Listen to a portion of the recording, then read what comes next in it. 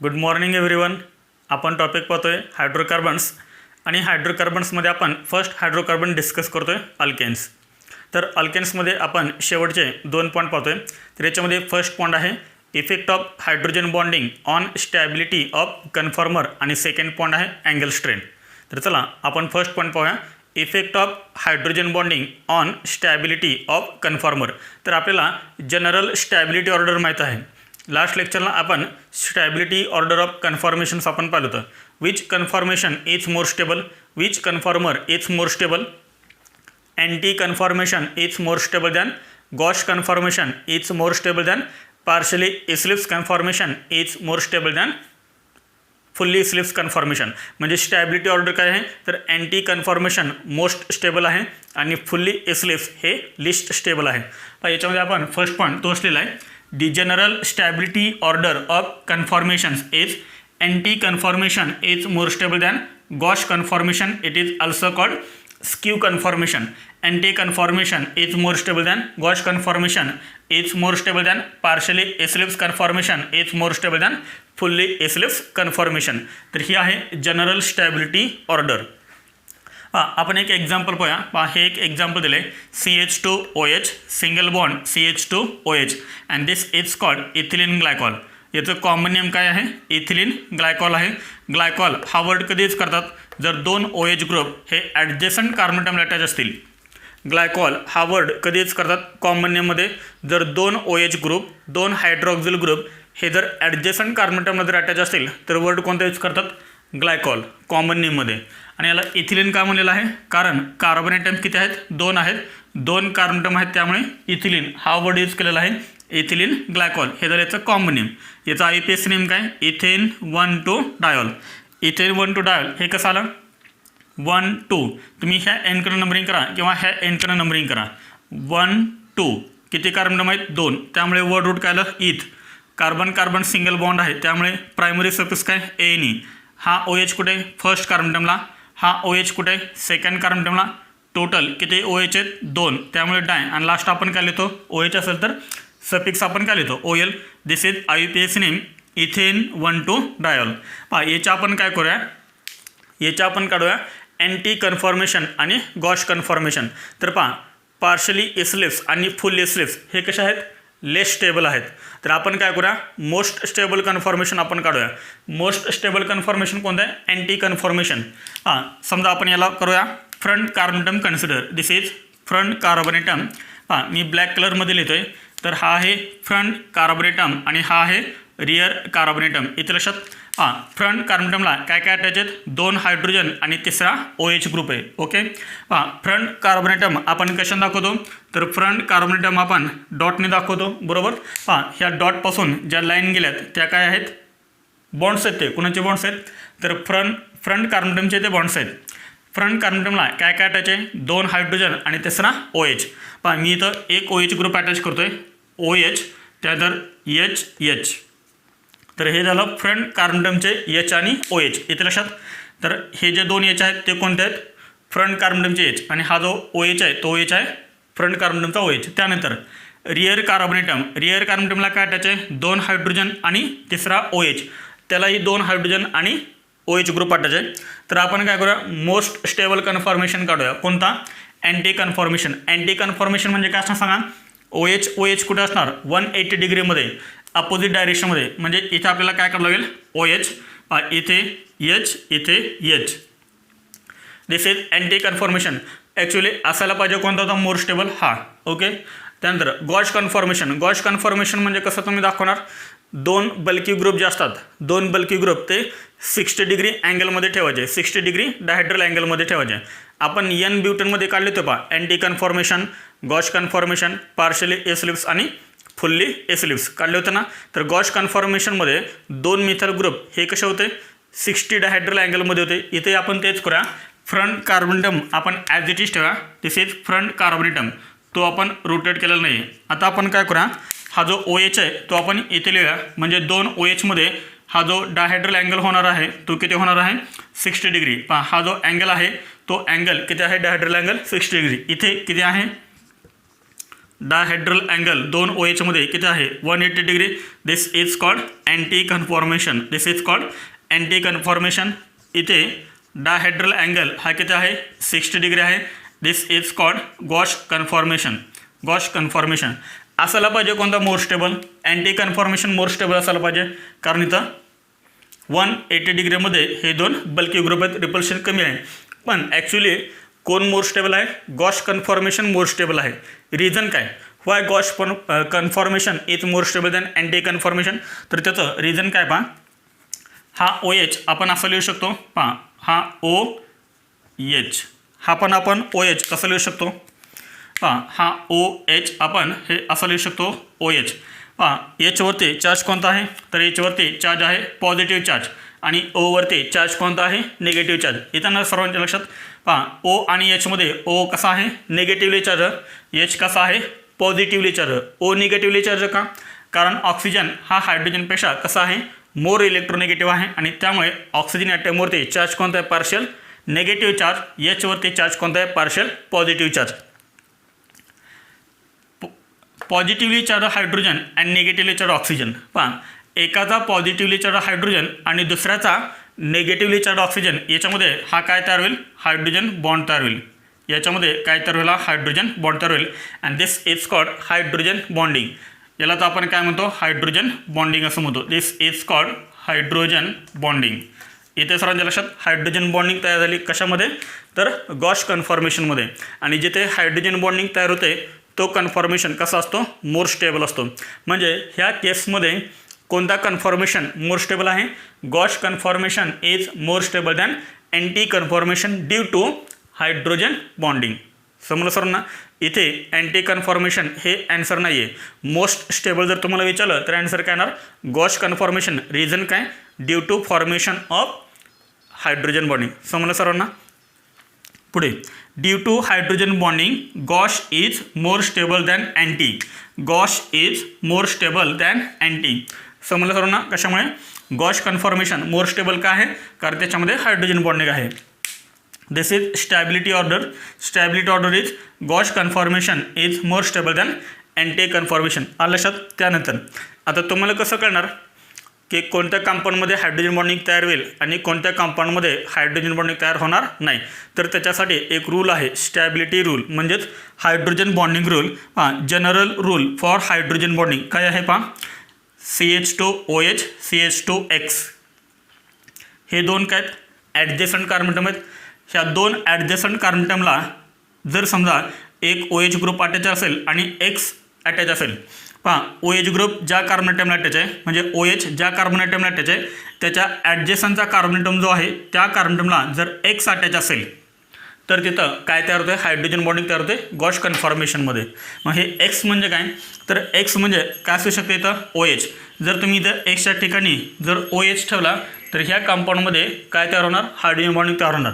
किंवा ह्या Xच्या ठिकाणी जर तुम्ही फ्लोरीन ठेवला फ्लोरीन ठेवला तरीसुद्धा काय तयार होणार गॉश कन्फॉर्मेशनमध्ये हायड्रोजन बॉन्डिंग. किंवा ह्या Xच्या ठिकाणी जर तुम्ही C+OH हा जर तुम्ही अल्डेहाइड ग्रुप ठेवला तरी काय होणार याच्यामध्ये आणि ह्या OHमध्ये हायड्रोजन बॉन्डिंग तयार होईल गॉश कन्फॉर्मेशनमध्ये. किंवा X काय असू शकतो C+OR असू शकतो. हा जर तुम्ही इथे ठेवला तरीसुद्धा काय तयार होणार गॉश कन्फॉर्मेशनमध्ये हायड्रोजन बॉन्डिंग होणार. समजलं सर्वांना. हायड्रोजन बॉन्डिंग कोणत्या कंपाऊंडमध्ये पाहायला मिळेल ज्या कार्बनटमला OH ग्रुप अटॅच आहे त्याच्या ॲडजेसंट कार्बनटमला जर OH असेल फ्लोरीन असेल C+OH असेल किंवा C+OR असेल तर त्याच्यामध्ये काय तयार होणार हायड्रोजन बॉन्डिंग. आणि जिथे हायड्रोजन बॉन्डिंग तयार होते तो कन्फॉर्मेशन कसा असतो मोर स्टेबल असतो. आणि हायड्रोजन बॉन्डिंग कुठे तयार होते फक्त गॉश कन्फॉर्मेशनमध्ये. पार्शली एस्लिप्स फुल्ली एस्लिप्स आणि अँटीमध्ये हायड्रोजन बॉन्डिंग होत नाही. हायड्रोजन बॉन्डिंग कुठे होते तर गॉश कन्फॉर्मेशनमध्ये होते आणि त्यामुळे गॉश कन्फॉर्मेशन हा कसा आहे मोर स्टेबल आहे दॅन अँटी कन्फॉर्मेशन. समजलं सर्वांना. अदरवाईज जर हायड्रोजन बॉन्डिंग नसेल तर ही स्टॅबिलिटी ऑर्डर यूज करायची अँटी गॉश पार्शियली एस्लिप्स फुल्ली एस्लिप्स. समजलं सर्वांना. नोट करा. ही न्यू पॉईंट आहे अँगल स्ट्रेन. तर अँगल स्ट्रेन म्हणजे काय ते आपण पाहूया. याच्यामध्ये आपण फर्स्ट पॉईंट केलेला आहे it arises means angle strain. Angle strain arises due to distortion in normal bond angle or regular bond angle. म्हणजे अँगल स्ट्रेन आपल्याला कशामुळे पाहायला मिळते? Distortion in normal bond angle किंवा रेग्युलर बॉन्ड अँगल. जर समजा नॉर्मल बॉन्ड अँगलमध्ये जर डिस्टॉर्शन आलं तर आपल्याला काय पाहायला मिळते? अँगल स्ट्रेन पाहायला मिळतं. तर डिस्टॉर्शन म्हणजे काय? तर डिस्टॉर्शन म्हणजे नॉर्मल बॉन्ड अँगल जो आहे त्याच्यापेक्षा जर कमी बॉन्ड अँगल आला किंवा जर जास्त बॉन्ड अँगल आला तर ते म्हणजे काय असतं? डिस्टॉर्शन. डिस्टॉर्शन म्हणजे काय? नॉर्मल बॉन्ड अँगल किंवा रेग्युलर बॉन्ड अँगल सोडून जर दुसरा एखादा बॉन्ड अँगल जर आला, क्रिएट झाला, तर त्याला आपण काय म्हणतो? डिस्टॉर्शन. आणि अँगल स्ट्रेन आपल्याला मॉलिक्युलमध्ये कशामुळे पाहायला मिळते? डिस्टॉर्शनमुळे पाहायला मिळते. Distortion in normal bond angle or regular bond angle. त्यानंतर याच्यामध्ये नेक्स्ट पॉईंट काय पहा? For sp3 hybridisation regular bond angle that is RBA. RBA म्हणजेच काय? Regular bond angle. For sp3 hybridisation regular bond angle is 109.5 degree. आपल्याला माहीत आहे sp3 hybridisation जर असेल कार्बन ॲटमचं तर आपल्याला किती बॉन्ड अँगल पाहायला मिळतो? 109.5 डिग्री sp3 हायब्रिडेशनसाठी. ओके. sp2 असेल तर 120 डिग्री आणि जर समजा sp हायब्रिडेशन असेल कार्बन ॲटमचं तर बॉन्ड अँगल किती असतो? 180 डिग्री. हे आपण पाठ्यमागच GOCमध्ये पाहिलं होतं. लक्षात ठेवा, जर sp3 हायब्रिडेशन असेल तर बॉन्ड अँगल किती असतो? 109.5 डिग्री. नॉर्मल बॉन्ड अँगल म्हणजेच रेग्युलर बॉन्ड अँगल. त्यानंतर पहा याच्यामध्ये नेक्स्ट पॉईंट आहे in open chain compounds. In open chain compound means acyclic compounds. म्हणजे सायक्लिक कंपाऊंड नाही, open chain compound. In open chain compounds that is acyclic compounds there is no distortion. There is no distortion of bond angle due to free rotation. जर open chain compound असेल, open chain कंपाऊंडमध्ये distortion आपल्याला पाहायला मिळत नाही normal bond अँगलमध्ये किंवा regular bond अँगलमध्ये. जो बॉन्ड अँगल आहे तोच बॉन्ड अँगल आपल्याला पाहायला मिळतो. कशामुळे पाहायला मिळतो? Due to free rotation. आपल्याला माहीत आहे, आपण पाहतोय कार्बनमध्ये कोणता बॉन्ड आहे? Single bond. याचं काय होतं? फ्री रोटेशन होतं आणि फ्री रोटेशन झाल्यामुळं बॉन्ड अँगल चेंज होत नाही, डायहेड्रल अँगल चेंज होतो. पाठीमाग आपण पाहिले याच्यावरती आपण क्वेश्चन पण सॉल्व केलेला आहे. बॉन्ड लेंथ आणि बॉन्ड अँगल सेम राहतो. बॉन्ड अँगल आणि बॉन्ड लेंथ सेम राहतो due to free rotation. Dihedral angle फक्त चेंज होतो. येते लक्षात? याचा अर्थ याच्यामध्ये डिस्टॉर्शन येईल का? नॉर्मल बॉन्ड अँगलमध्ये नाही. याला तुम्ही कितीही डिग्रीमध्ये रोटेट करा, बॉन्ड अँगल तेवढाच राहतो. म्हणजेच ओपन चेन कंपाऊंडमध्ये अँगल स्ट्रेन पाहायला मिळतं का? आपल्याला पाहायला मिळत नाही. याचाच अर्थ काय? Zero angle strain in acyclic compounds. म्हणजेच open chain compound. Open chain कंपाऊंडमध्ये अँगल स्ट्रेन किती असते? 0 असते. कशामुळे असते? कारण ओपन चेन कंपाऊंडमध्ये काय होतं? फ्री रोटेशन होतं ना. फ्री रोटेशन झाल्यामुळं बॉन्ड अँगल सेम राहतो. That is zero angle strain in acyclic compounds. मग अँगल स्ट्रेन आपल्याला कोणत्या कंपाऊंडमध्ये पाहायला मिळते? तर अँगल स्ट्रेन आपल्याला पाहायला मिळते सायक्लिक कंपाऊंडमध्ये. अँगल स्ट्रेन आपल्याला कुठे पाहायला मिळते? सायक्लिक कंपाऊंड्समध्ये. पहा, angle strain is observed in cyclic compound. तर हे सर्व कोणते कंपाऊंड आहेत? हे कोणते कंपाऊंड आहेत? सायक्लिक कंपाऊंड्स आहेत. This is cyclopropane, this is cyclobutane, this is cyclopentane and this is सायक्लोहेक्झेन.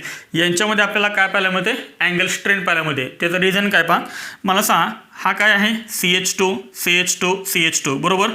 To लायनेशन म्हणजे काय असतं? CH2. पहा ह्या कार्बनटमला काय अटॅच आहेत? 2 हायड्रोजन अटॅच आहेत. पहा मी हे 2 हायड्रोजन आता इथं शो केलेत. मला सांगा ह्या कार्बनचं हायब्रिडायझेशन काय आहे? ह्या कार्बनचं हायब्रिडायझेशन आहे sp3.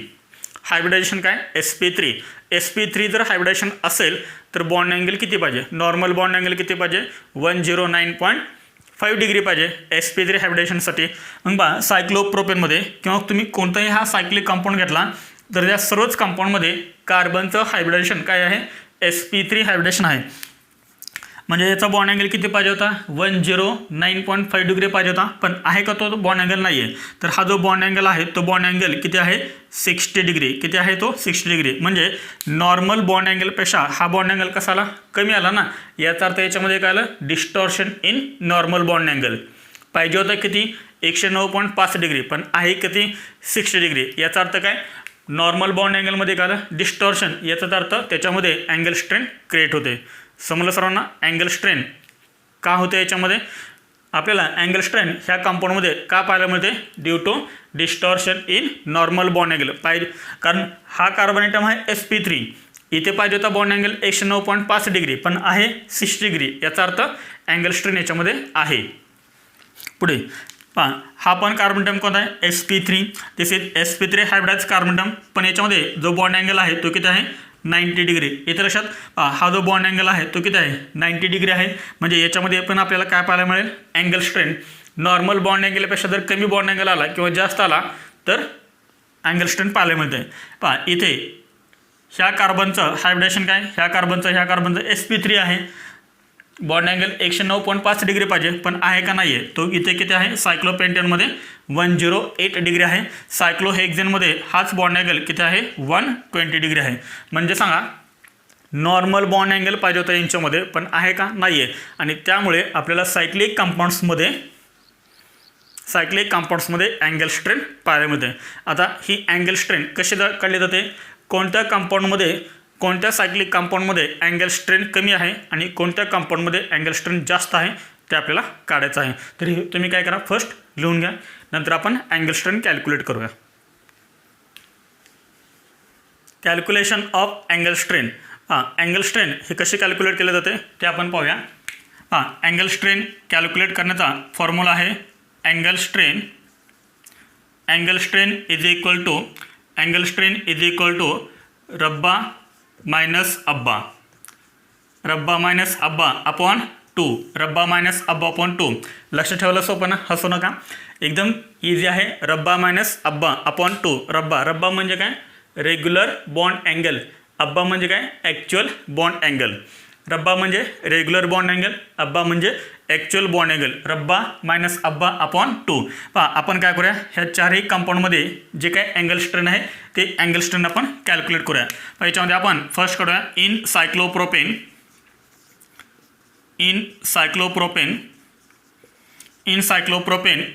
AS म्हणजेच काय angle strain is equal to रब्बा म्हणजेच काय रेग्युलर बॉन्ड अँगल किती आहे सांगा 109.5 डिग्री. कारण सायक्लोप्रोपेनमध्ये कार्बनचं हायब्रिडेशन काय sp3 जर असेल तर रेग्युलर बॉन्ड अँगल किती पाहिजे 109.5 डिग्री पाहिजे. मायनस अब्बा म्हणजे काय ॲक्च्युअल बॉन्ड अँगल किती आहे, ॲक्च्युअल बॉन्ड अँगल 60 डिग्री आहे. आपण काय करायचं हे 2 करायचं अपॉन 2 इज इक्वल टू, आणि जर तुम्ही हे कॅल्क्युलेशन केलं तर ॲन्सर तुम्हाला किती मिळणार आहे 24.75. तुम्ही करून बघू शकता ते 24.75. त्यानंतर याच्यामध्ये नेक्स्ट आहे in cyclobutane this is cyclobutane. Angle strain is equal to रब्बा किती आहे 109.5 डिग्री मायनस अब्बा किती आहे 90 degree upon 2 actual bond angle. अब्बा म्हणजे ॲक्च्युअल बॉन्ड अँगल अपॉन 2. जर तुम्ही हे कॅल्क्युलेशन केलं तर तुम्हाला आन्सर काय मिळेल 9.75. येत्या सर्वांच्या लक्षात. पुढे इन सायक्लोपेंटेन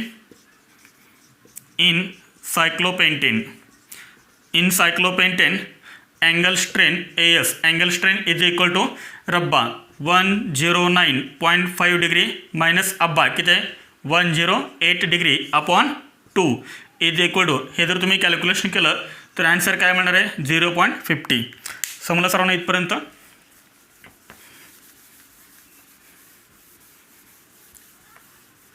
सायक्लोहेक्झेनमध्ये किती आहे 120 डिग्री, अब्बा किती आहे 120 डिग्री. पहा इन सायक्लोहेक्झेन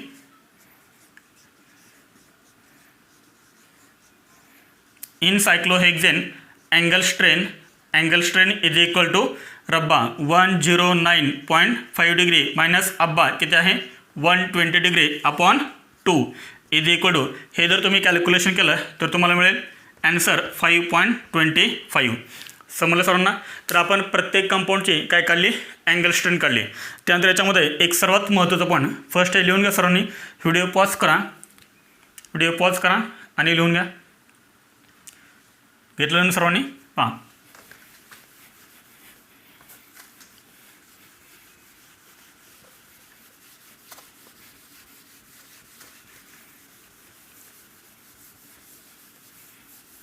ठीक आहे. याच्यामध्ये एक महत्त्वाचा आपल्याला पॉईंट लिहायचा आहे angle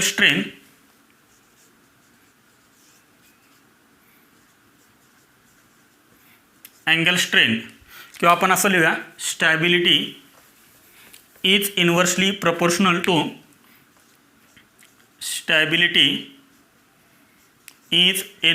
proportional to angle strain, inversely proportional to angle strain. Stability is inversely proportional to angle strain म्हणजे काय, ज्याच्यामध्ये अँगल स्ट्रेन कमी असेल, इन्व्हर्सली प्रोपोर्शनल आहे, त्याची स्टॅबिलिटी सर्वात जास्त असेल. समजलं सर्वांना. Stability is inversely proportional to angle strain.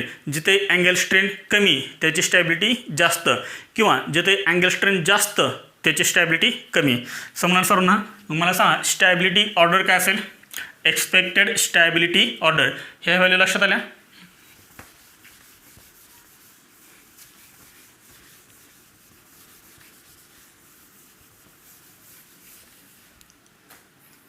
हां, expected stability order. Expected stability order. सांग एक्सपेक्टेड स्टॅबिलिटी ऑर्डर काय असेल. सायक्लोपेंटेन. सायक्लोपेंटेनची अँगल स्ट्रेंथ सर्वात कमी. सायक्लोपेंटेनची अँगल स्ट्रेंथ सर्वात कमी म्हणजे त्याची स्टॅबिलिटी सर्वात जास्त. ओके. हां, म्हणजे मोर स्टेबल कोण असेल सांगा. Cyclopentane. Actual stability order expected stability order cyclopentane is more stable than. सांगा कोणापेक्षा असेल. 5.25 कुणाची. सायक्लोहेक्झेनची. Cyclopentane is more stable than cyclohexane. समजताना सर्वांना आहे. त्यानंतर कोण मोर स्टेबल असेल. सायक्लोब्युटेन. आणि लेस स्टेबल कोण असेल. सायक्लोप्रोपेन, कारण त्याची अँगल स्ट्रेंथ सर्वात जास्त आहे सायक्लोप्रोपेनची. मग सांगा सायक्लोपेंटेन नंतर काय. Cyclopentane is more stable than cyclohexane. Cyclohexane is more stable than cyclobutane is more stable than cyclopropane. This is expected stability order. याची अँगल स्ट्रेंथ सर्वात कमी म्हणजे याची स्टॅबिलिटी सर्वात जास्त. सायक्लोप्रोपेनमध्ये अँगल स्ट्रेंथ सर्वात जास्त आहे, खूप जास्त आहे, 24.75 म्हणजे याची स्टॅबिलिटी कशी असणार. सर्वात कमी असणार. And this is expected stability order. याच्यामध्ये आपण नेक्स्ट पॉईंट लिहितोय ॲक्च्युअल स्टॅबिलिटी ऑर्डर. हां, न्यू पॉईंट आहे ॲक्च्युअल स्टॅबिलिटी ऑर्डर. हे एक्सपेक्टेड आहे, ज्याची अँगल स्ट्रेन कमी त्याची स्टॅबिलिटी जास्त. जर आपण हा जर फेनॉमेनॉन जर लागू केला तर cyclopentane is most stable and cyclopropane is least stable and this is stability order, decreasing order. But actual stability order is cyclohexane. Cyclohexane is more stable than cyclopentane. Cyclopentane is more stable than cyclobutane is more stable than cyclopropane. This is actual stability order. आणि जर तुम्हाला समजा एक्झाममध्ये जर question विचारला याचे stability order तर कोणती लिहिणार. एक्सपेक्टेड लिहिणार की ॲक्च्युअल लिहिणार. तर ही लिहायची आहे. This is correct stability order. ही एक्झाममध्ये लिहायची नाही आहे. येतं लक्षात सर्वांच्या. Actual stability order is cyclohexane is more stable than cyclopentane. Cyclopentane is more stable than cyclobutane and cyclobutane is more stable than cyclopropane. This is actual stability order. आणि हेच तुम्हाला लक्षात आहे इथून पुढे कायमस्वरूपी. ह्या चारही कंपाऊंडमध्ये मोस्ट स्टेबल कोण आहे. सायक्लोहेक्झेन. सायक्लोपेंटेन नाही आहे. सायक्लोहेक्झेन इज मोर स्टेबल. समजलं सर्वांना.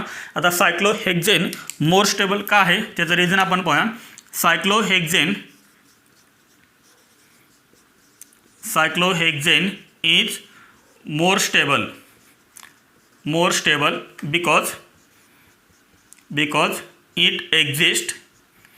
because it exists in chair form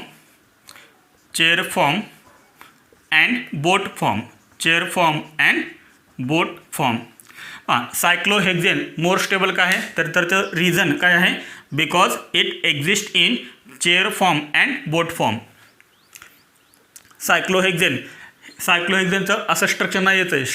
सायक्लोहेक्झेनचं structure हे कोणत्या फॉर्ममध्ये आहे तर चेअर फॉर्ममध्ये आहे आणि बोट फॉर्ममध्ये आहे. म्हणजे सायक्लोहेक्झेन कुठल्या फॉर्ममध्ये एक्झिस्ट करतो तर chair form and boat form.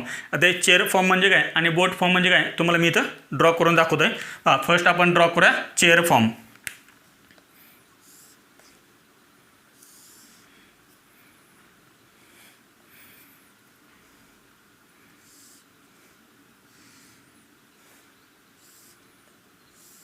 This is chair form. लक्षात येते चेअर म्हणजे खुर्चीसारखी दिसते बाई, खुर्चीसारखी. पहा इथं तुम्ही पाठ टेकून बसलात, इथं पाय सोडला तुम्ही खाली असं. दिस इज चेअर फॉर्म. इथे लक्षात, दिस इज चेअर फॉर्म किंवा यालाच काय म्हणतात, स्टॅगर्ड फॉर्म असंही म्हणतात. चेअर फॉर्मलाच काय म्हणतात, staggered form. And staggered form is more stable. लक्षात आलं. पहा 1 2 3 4 5 अँड 6 हे 6 कार्बन अटम आहेत. CH2 CH2 CH2. सायक्लोहेक्झेनचं स्ट्रक्चर फक्त आपण आपल्या कन्व्हिनियन्ससाठी आपण असं करतोय, परंतु असं स्ट्रक्चर नाही आहे. तर ते ह्या फॉर्ममध्ये असतं. दिस इज सायक्लोहेक्झेन. कोणत्या फॉर्ममध्ये, चेअर फॉर्ममध्ये. एकदम असं चेअरसारखं दिसतं हे. इथं लक्षात, हे चेअर आहे. त्यानंतर दुसरा फॉर्म कोणता आहे, बोट फॉर्म. समुद्रामध्ये तुम्ही बोट बघितले असेल, सेम त्या टाईप, जहाज.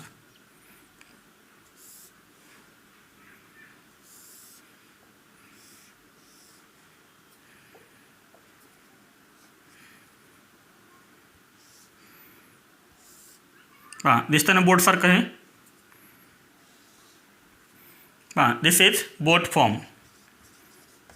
दिस is called eclipsed conformation. This is eclipsed conformation.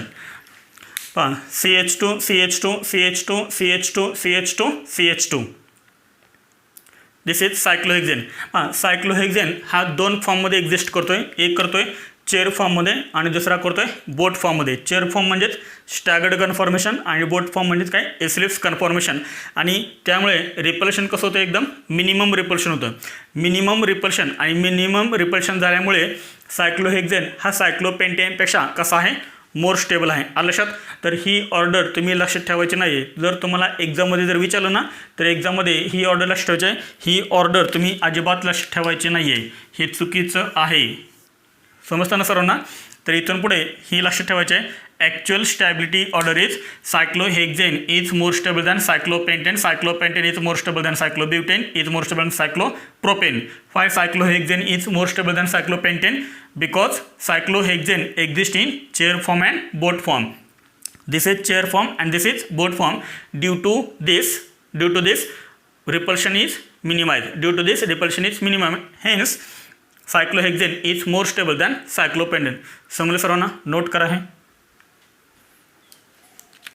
झालं सर्वांचं. हवं तर तुम्ही एक सेंटेन्स लिहून घ्या. कोणते सेंटेन्स लिहून घेणार तुम्ही, ड्यू टू दिस म्हणजे ह्या फॉर्ममुळे, due to this angle strain, due to this angle strain is minimum. Angle strain is minimum in cyclohexane. पहा ह्या फॉर्ममुळं सायक्लोहेक्झेनमध्ये अँगल स्ट्रेन सर्वात कमी येते. म्हणजे सर्वात कमी अँगल स्ट्रेन कोणामध्ये आहे, सायक्लोहेक्झेनमध्ये आहे, ड्यू टू दिस फॉर्म.